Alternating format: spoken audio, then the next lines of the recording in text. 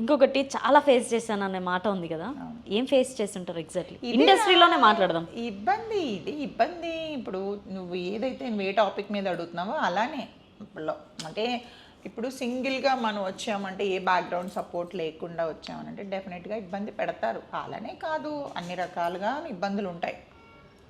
మొదట్లో నల్లబడ్డాను. మరి ఈ క్వశ్చన్ అడగొచ్చో లేదో నాకు తెలిసి, అడుగు. మీ పర్సనల్ లైఫ్ మాట్లాడదాం.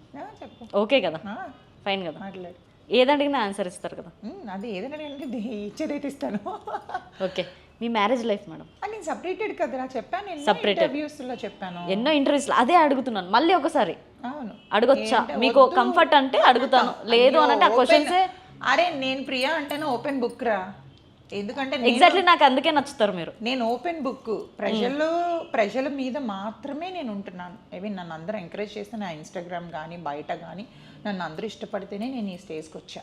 సో డెఫినెట్గా వాళ్ళు నా పర్సనల్ లైఫ్ వాళ్ళు నన్ను చూసి ఎంకరేజ్ చేస్తునేటప్పుడు నేను ఎందుకు చెప్పకూడదు?